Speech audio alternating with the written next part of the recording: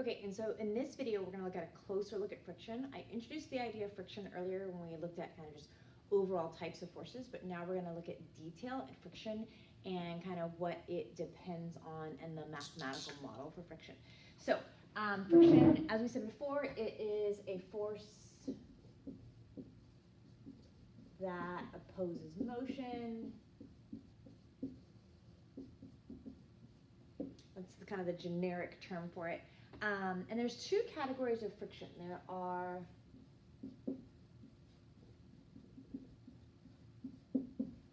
There is surface friction,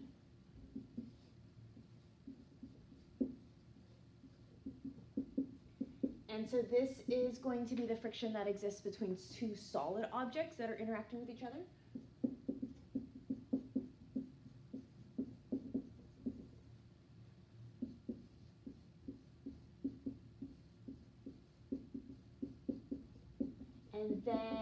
And this is kind of the friction that we're going to work with the most, but there's also fluid friction.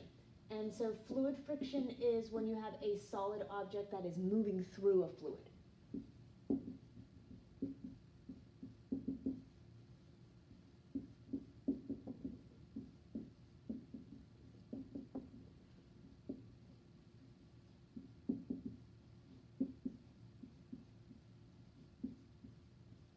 So the most common type of fluid friction that we interact with is air resistance. So with air resistance, air is the fluid that the object is moving through.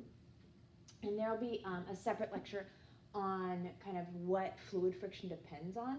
For the most part, we're going to focus our learning on surface friction and looking at the mathematical model for surface friction. Okay, so with surface friction, we are going to look at two types. Ooh, my board got a little messed up here. Two types of friction, and these frictions actually apply to both fluid and surface friction, but we look at the mathematical models just for the surface friction.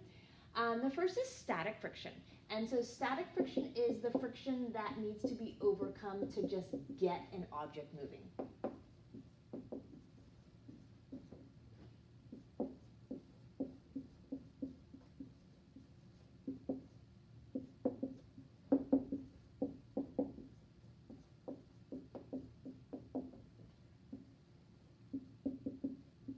So initially the object is static, and we're just trying to get it to move. So if an object is not moving, so if an object is pulled, or pushed rather, or either, so if an object is pulled, pushed, and is not moving, static friction matches the pull/push. Oh, that doesn't look right. So it matches the force. Static friction is a reaction force. So it's going to be equal and opposite to the push or the pull or the tug, okay? So static friction is a reaction force kind of due to Newton's third law, but there's a limit, okay? There's a maximum value of static friction that an object or a surface can exert.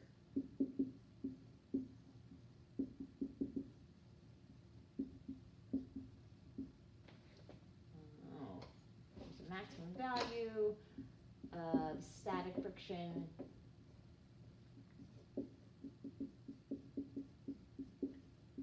that a surface can exert. So it's kind of similar to our normal force. Remember we talked about normal force?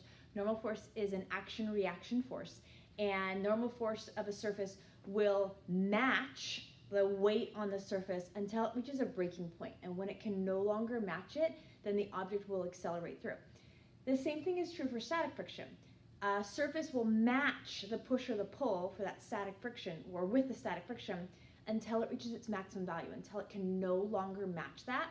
And when the push or pull has exceeded the maximum value of static friction, then the object begins to move, okay? So it's kind of similar to normal force in that sense. So the mathematical model for static friction, so if I were to come up here, so static friction, the symbol for it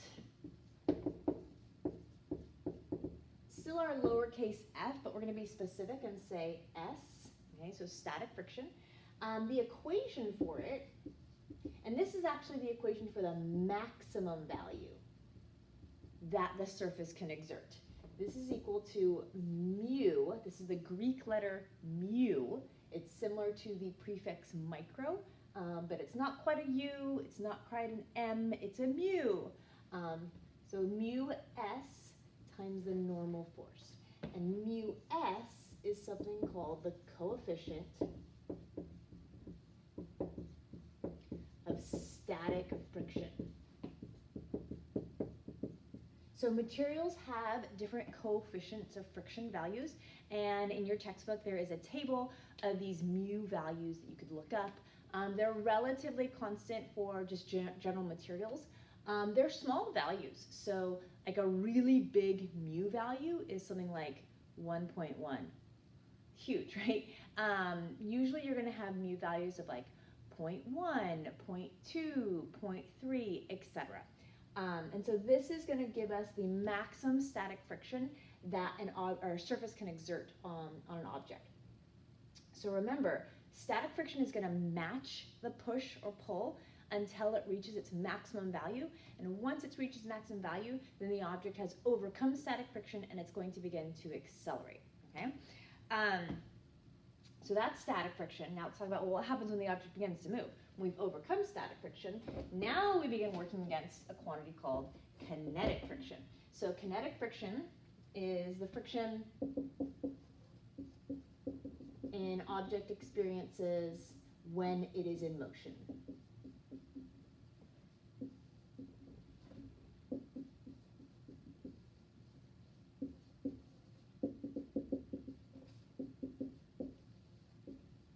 And that comes from just the word kinetic, right?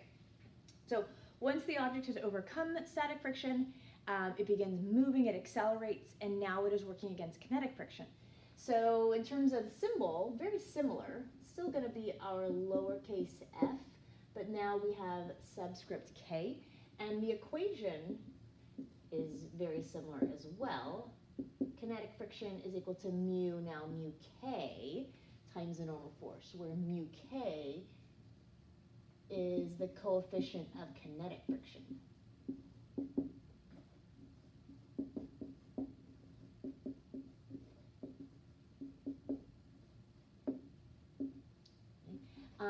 Something else to note is that mu, that's a terrible mu. You kind of get better at your mu's, but sometimes you get sloppy. Mu k is always less than mu s, okay? Which means that it's always harder to get the object moving than it is to keep it moving. Your static friction will always be bigger than your kinetic friction, okay? Something else to understand with the mu values is that they don't have any dimensions. Like if you think about kind of units for our force equation here, this is measured in newtons, and then normal force is measured in newtons. So if I have an equation that says newtons equals something times newtons, this something cannot have a dimension, okay? So they're going to be, it's a dimensionless quantity. Okay, so that's kind of the mathematical model for friction. So now I want to go through just an example of friction, a straightforward one. So let me erase this because I'm in my problem here. So here's the problem. It says you're driving a 2,500 kilogram car at constant speed of 14 meters per second along a wet road. The light you are approaching turns red. You slam on the brakes and skid for 25 meters until you come to a complete stop. What is the coefficient of kinetic friction between your tires and the road? So let's just identify some quantities first. We're going to identify our quantities, and then we are going to draw a force diagram. Okay, that's kind of our steps. Identify what you know, what you want to know, and then draw the force diagram. So in terms of what I know, right here, this 2,500 kilogram, that's my mass. I'm driving at a constant speed of 14 meters per second, so that's my initial velocity. And I'll write this up a little up here as well. The light you're approaching turns red, you slam on the brakes and skid for 25 meters. That is our delta x. until you come to a complete stop. So that means my final velocity is 0. And then what is the coefficient of kinetic friction? So I'm looking for mu k. So just to kind of recap what it is that I know that my mass is 2,500. I know that my initial velocity is 14.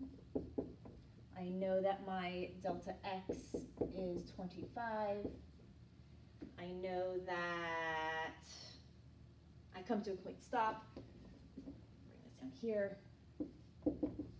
And the thing I'm trying to find is mu k, that coefficient of kinetic friction. Okay, so kind of writing down what I know, what I want to find. Now I'm going to draw a force diagram, a free body diagram. So I've got my car. Awesome car. And we're going to say it's moving in that direction. So this is now looking at when friction is being applied. So this is my skidding part. Okay, so when I'm skidding, in terms of my forces, I always have weight. The ground is supporting me, so I've got a normal force.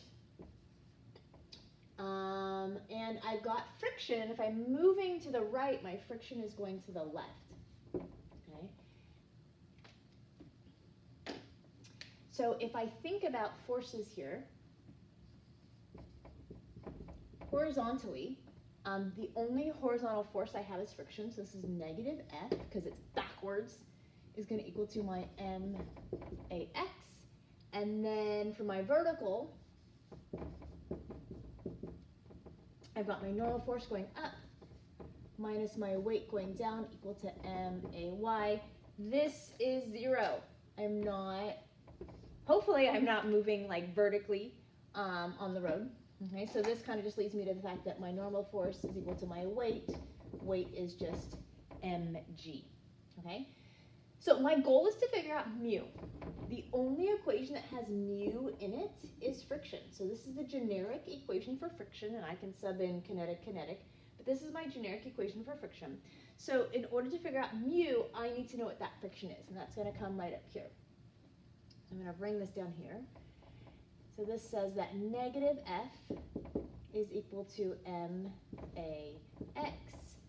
I can substitute this in. Negative mu times normal force equals MAX. Normal force, I know what that is. Mu mg equals MAX. Actually, my mass canceled out. So I've got this relationship that says negative mu equals AX over G. Okay, great. I've got gravity's 9.8 AX. I don't have an AX value. So I need to figure out the acceleration. So look at what else we know. We know the initial velocity is 14. I know the distance I travel is 25. I know my final velocity is 0. Whenever you see like initial velocity, final velocity, displacement, kinematics equations should start popping into your head. So we have to do a kinematic equation to figure out what the acceleration is.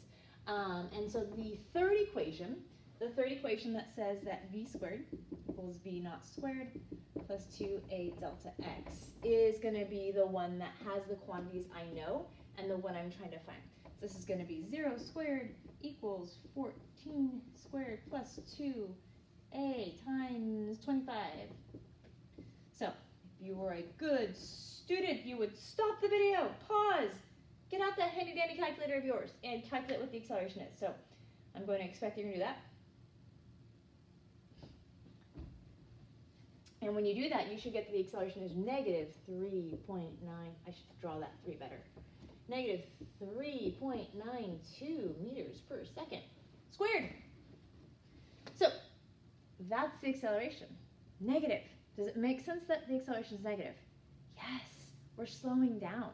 If your velocity and your acceleration have opposite signs, it means you're slowing down. Your velocity is 14, positive 14. Your acceleration is negative 3.92. You should be slowing down. That totally makes sense. You're slamming your brakes. Okay, now that you've got your acceleration, you can actually come over here and plug this in. And this is going to be that, and I'm going to actually bring this negative. So mu, that's a terrible mu.